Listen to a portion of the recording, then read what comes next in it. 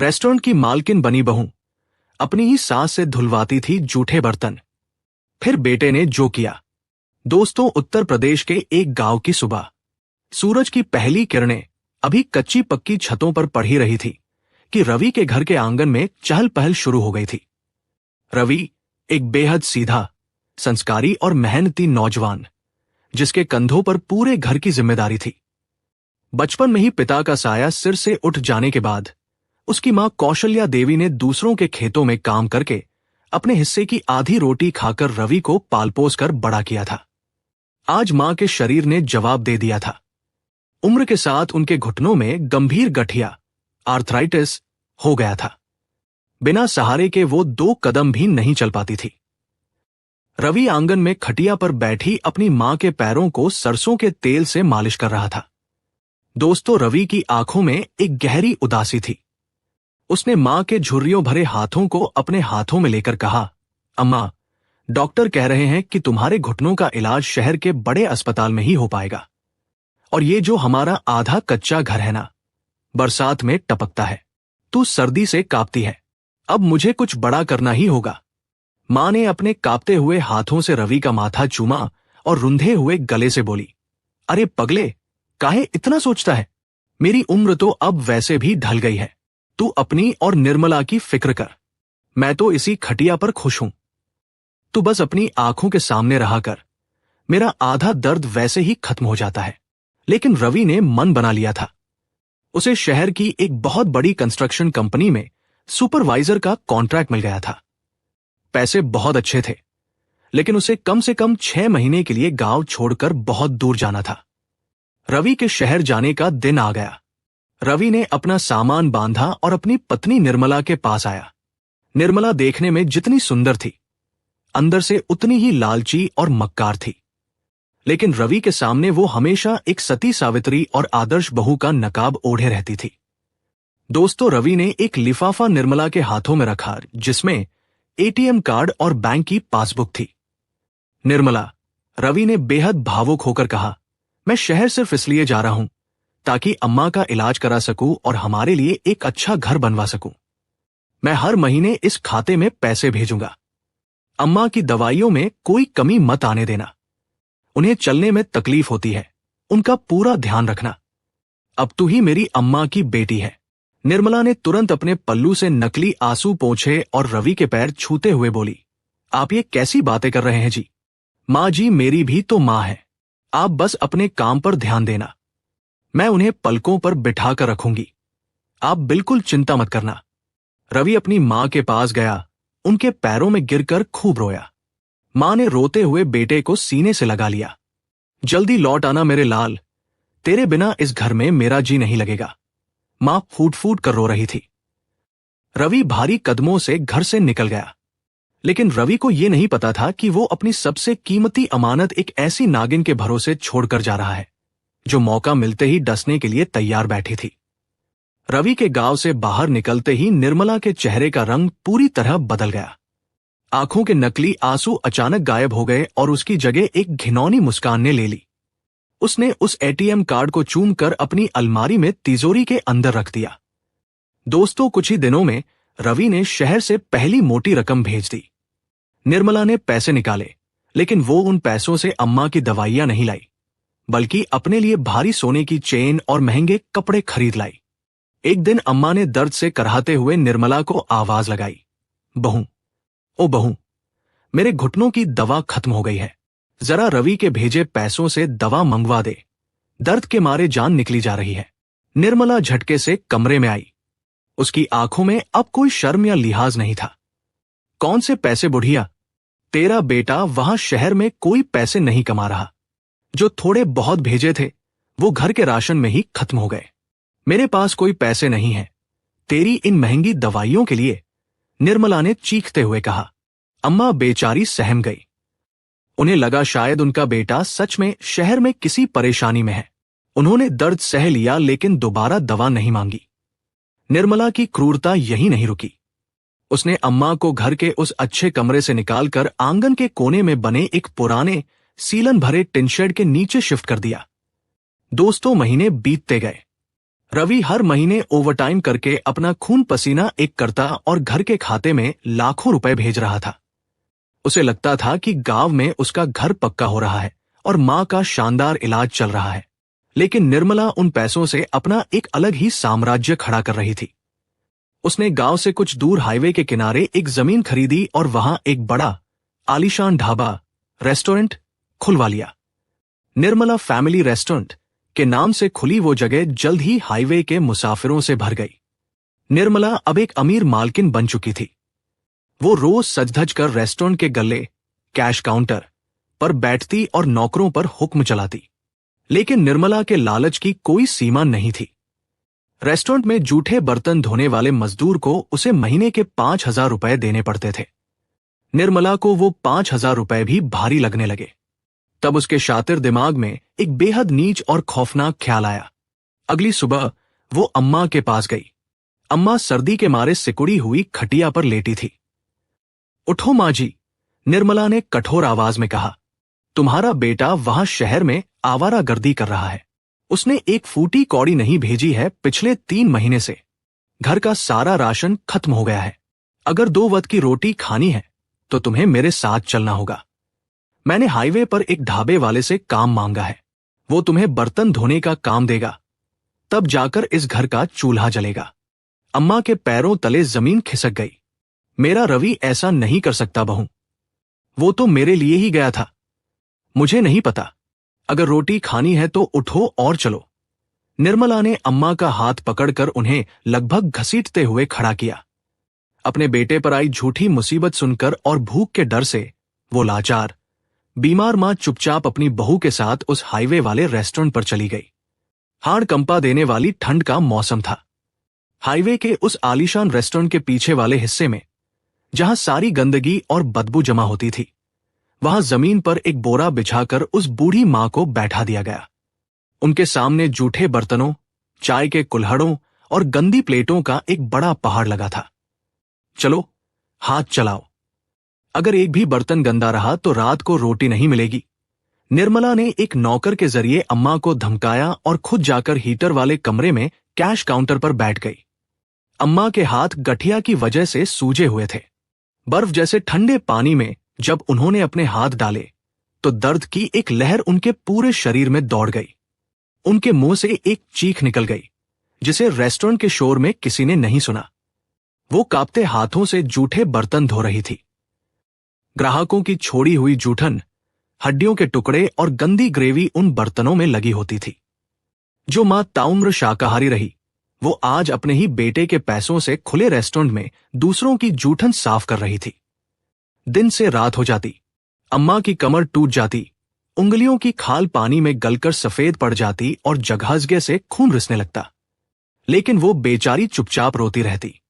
उनके दिमाग में बस एक ही बात थी कि शायद उनके बर्तन धोने से उनके बेटे रवि को शहर में थोड़ी मदद मिल रही होगी। हे भगवान, मेरे रवि की रक्षा करना। उसे कोई तकलीफ मत देना। मेरे हिस्से का दुख भी मुझे दे दे। अम्मा जूठे बर्तनों पर आंसू गिराते हुए प्रार्थना करती थी। दोस्तों, उधर निर्मला गल्ले में पैसे गिनते हुए मुस्कुरा रही थी। उसे लग रहा था कि उसका खेल कोई नहीं समझ सकता। रवि मीलों दूर है और अम्मा के पास किसी को सच बताने की ताकत नहीं है। 8 महीने बीत चुके थे। रवि का कॉन्ट्रैक्ट समय से पहले खत्म हो गया था। कंपनी ने उसके शानदार काम से खुश होकर उसे एक बड़ा बोनस दिया था। रवि की खुशी का ठिकाना नहीं था। उसने शहर के सबसे बड़े ज्वेलरी शोरूम से निर्मला के लिए एक सोने का हार खरीदा और मां के लिए सर्दियों की एक बहुत ही अच्छी, गर्म और मुलायम शॉल ली। उसने घर पर किसी को फोन नहीं किया। वो अपनी मां को अचानक सामने जाकर सरप्राइज देना चाहता था। रवि ने बस पकड़ी और अपनी मंजिल की ओर निकल पड़ा। उसके दिल में एक अजीब सी बेताबी थी। वो सोच रहा था कि उसका पुराना कच्चा घर अब एक पक्के और खूबसूरत मकान में बदल गया होगा। उसकी मां अब ठीक हो गई होंगी और अपने पैरों पर चलकर उसे गले लगाने आएंगी। दोस्तों, शाम ढलने लगी थी जब रवि की बस हाईवे पर आकर रुकी। गांव का रास्ता यहीं से कटता था। बस से उतरते ही रवि ने देखा कि हाईवे पर एक बहुत ही शानदार नया रेस्टोरेंट खुला है, निर्मला फैमिली रेस्टोरेंट। रवि मुस्कुराया। अरे वाह, हमारे गांव के पास इतना बड़ा ढाबा खुल गया। नाम भी मेरी निर्मला के नाम पर है। चलो, अम्मा के लिए यहां से कुछ ताजी और अच्छी मिठाई पैक करवा लेता हूं। बहुत खुश होंगी। रवि अपने कंधे पर बैग लटकाए, चेहरे पर एक बड़ी सी मुस्कान लिए उस जगमगाते रेस्टोरेंट की तरफ बढ़ने लगा। उसे बिल्कुल बढ़ने लगा। उसे बिल्कुल अंदाजा नहीं था कि जिस रेस्टोरेंट की चमक देखकर वो मुस्कुरा रहा है, उसी की पिछली दीवार के पीछे उसकी दुनिया लहूलुहान होकर तड़प रही है। दोस्तों, रवि के चेहरे पर एक मीठी सी मुस्कान थी।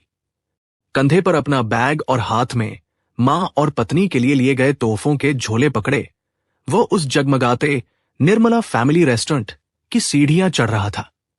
रेस्टोरेंट के अंदर से तड़के वाली दाल, शाही पनीर और ताजे तंदूरी रोटियों की महक आ रही थी।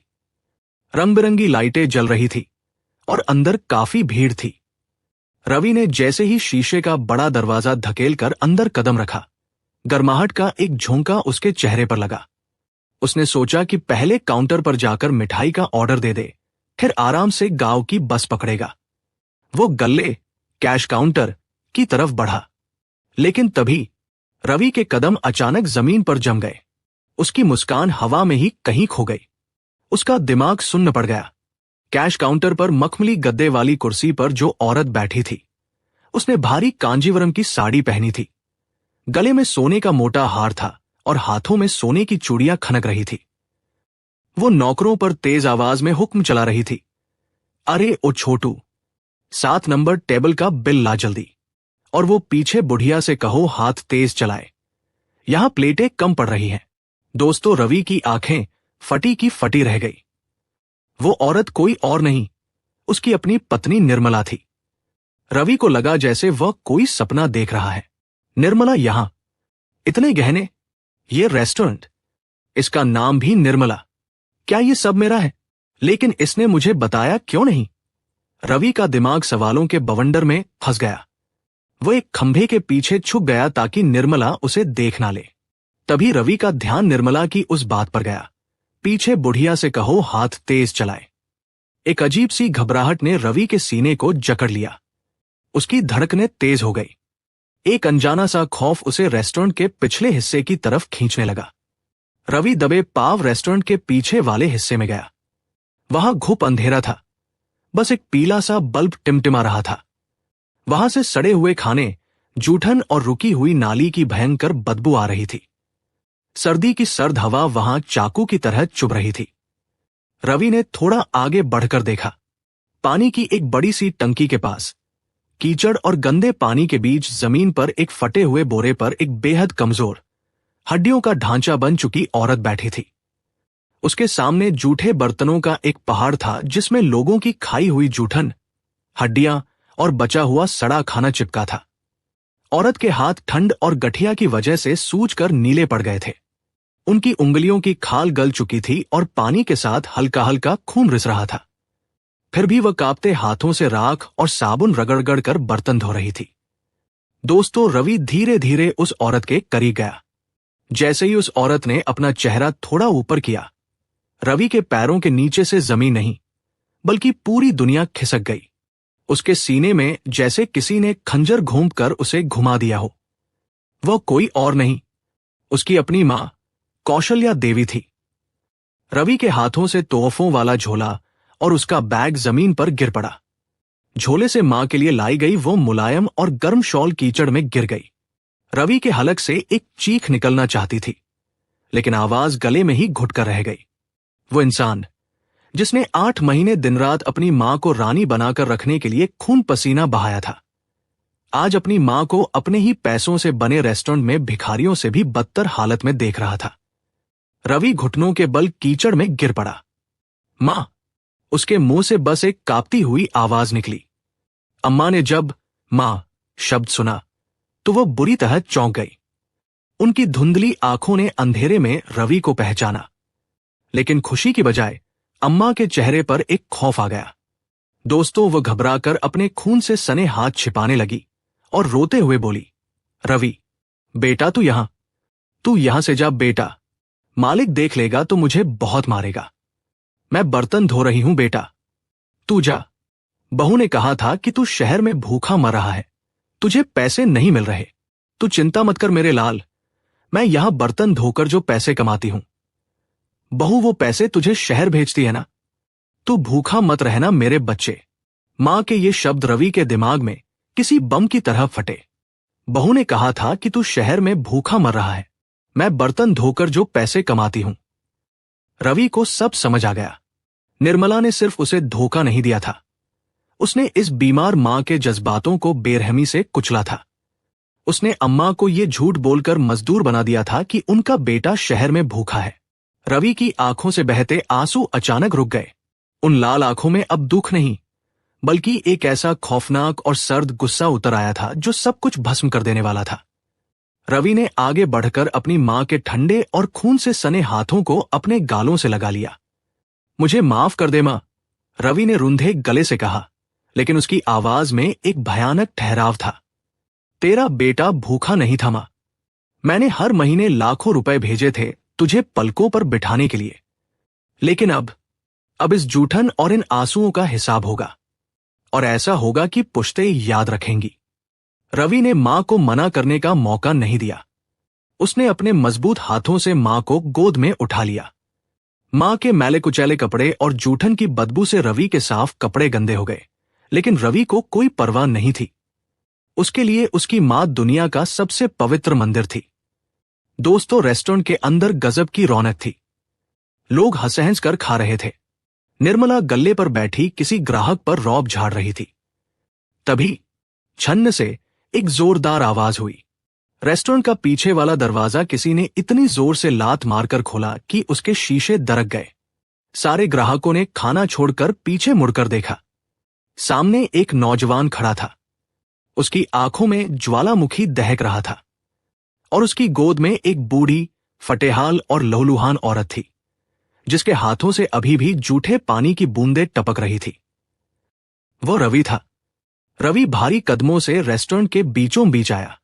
पूरे रेस्टोरेंट में एक भयानक सन्नाटा छा गया। जो म्यूजिक चल रहा था उसे रवि ने खुद एक झटके में तार खींचकर बंद कर दिया। निर्मला ने जैसे ही रवि को देखा, उसके चेहरे का रंग उड़ गया। उसके हाथ से पैसों की गड्डी छूटकर नीचे गिर गई। उसकी सांसें हलक में अटक गई। दोस्तों, रवि सीधा गल्ले कैश काउंटर के पास पहुंचा। उसने मां को बहुत ही इज्जत और कोमलता से उस पास रखी एक बड़ी और साफ कुर्सी पर बैठाया। अपनी जैकेट उतारी और कांपती हुई मां के कंधों पर डाल दी। फिर रवि धीरे से पलटा और निर्मला की आंखों में आंखें डालकर खड़ा हो गया। रवि, तुम कब आए?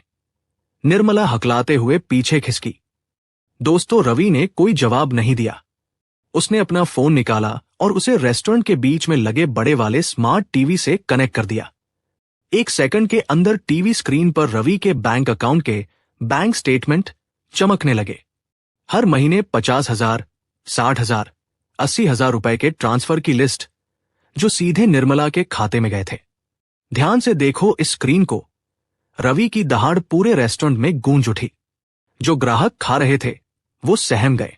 रवि ने निर्मला की तरफ उंगली उठाई और कहा, ये जो दीवारें खड़ी हैं ना इस ढाबे की, ये मेरे खून और पसीने से बनी है। और जिस गल्ले पर तू महारानी बनकर बैठी है निर्मला, उसकी नींव में मेरी मां के खून और आंसुओं की ईंटें लगी है। निर्मला अब बुरी तरह कांप रही थी। उसने बनावटी आंसू निकालने की कोशिश की।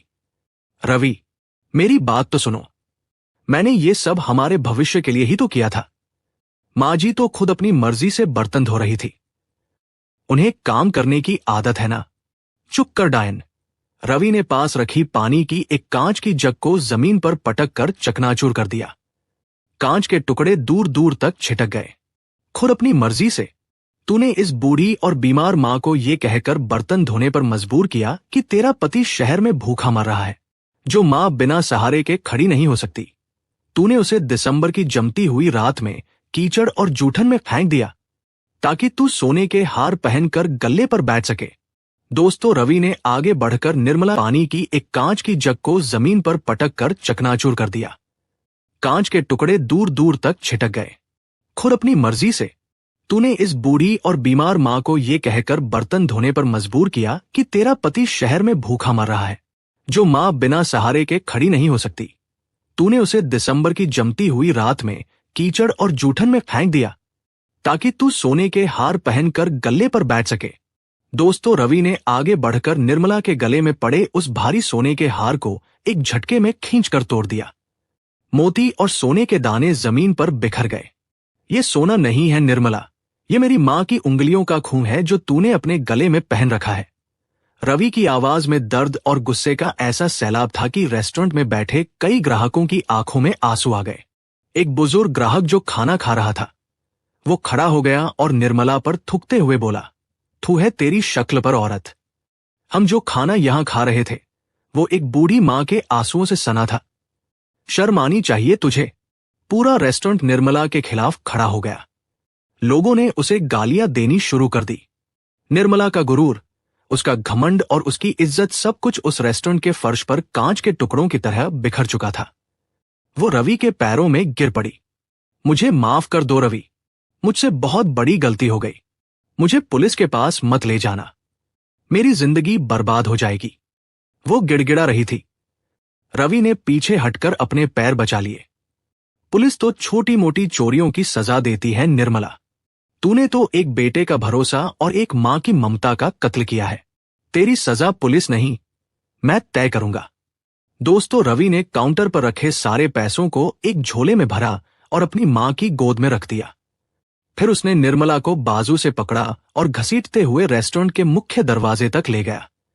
ये रेस्टोरेंट मेरे पैसों से बना है और कागजों में ये मेरे नाम पर है। तूने जो भी गहने और कपड़े पहने हैं सब मेरे खून पसीने के हैं। आज और अभी तू इस चौखट से बाहर निकलेगी एकदम खाली हाथ, और अगर मुड़कर दोबारा इस चौखट पर कदम रखने की कोशिश की तो अंजाम अपनी सोच से भी बुरा पाएगी। रवि ने जोर से निर्मला को धक्का दिया। निर्मला लड़खड़ाते हुए रेस्टोरेंट की सीढ़ियों से नीचे हाईवे की उस ठंडी और धूल भरी सड़क पर जा गिरी। उसके घुटने छिल गए, उसकी साड़ी गंदी हो गई जिस सर्दी और कीचड़ में उसने अम्मा को रखा था। आज वो खुद उसी ठंडी सड़क पर भीख मांगती हुई नजरों से रवि को देख रही थी। रवि ने एक पल के लिए भी तरस नहीं खाया। उसने रेस्टोरेंट के नौकरों को आदेश दिया, दरवाजा बंद करो, और यह औरत कभी इस ढाबे के आसपास भी भटके तो पुलिस को बुला लेना। दोस्तों, रवि वापस अंदर आया। उसने गल्ले की उस कुर्सी को अच्छी तरह साफ किया। फिर वह अपनी मां के पास गया, उनके खून से सने और सूजे हुए हाथों को चूमते हुए उन्हें उठाया और उस गल्ले की सबसे बड़ी कुर्सी पर पूरे सम्मान के साथ बैठा दिया। आज से इस रेस्टोरेंट की और मेरी दुनिया की मालकिन सिर्फ तू है मां। रवि ने रोते हुए अपना सिर मां की गोद में रख दिया। अम्मा ने अपने कांपते हुए हाथों से रवि के सिर को सहलाया और उनके सूखे होठों पर एक सुकून भरी मुस्कान आ गई। उनकी आंखों से अब जो आंसू गिरे वो दुख के नहीं बल्कि एक बेटे के अटूट प्यार और न्याय के आंसू थे। बाहर हाईवे की सर्द रात में निर्मला अकेली, फटेहाल और खाली हाथ सिसक रही थी। उसने लालच के चक्कर में अपना सब कुछ खो दिया था।